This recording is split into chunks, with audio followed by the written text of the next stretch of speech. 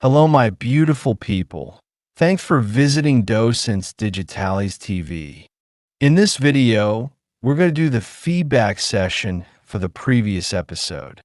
If this is your first time here, I recommend watching the last video where we talked about the Louisiana Purchase.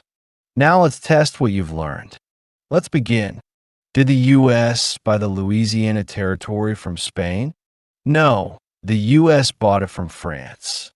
Was the Louisiana Purchase made in 1903? No, it was made in 1803.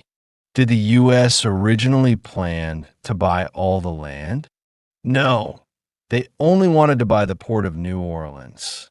Was Napoleon eager to sell the territory to fund wars in Europe?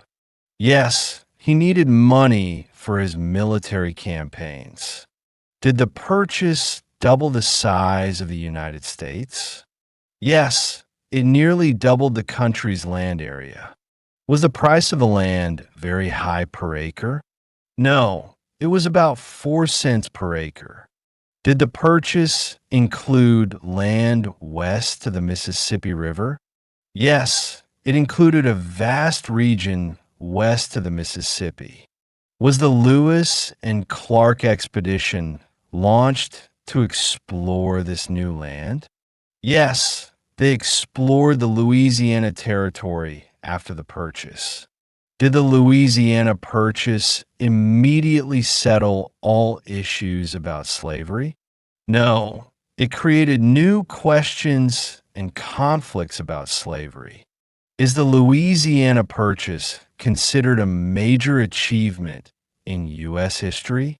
Yes, it's one of the most important land deals in American history. Watch this feedback video again to reinforce everything you've learned. And don't forget to subscribe so you're always ready for the next lesson in this exciting journey through English and American culture. See you in the next adventure.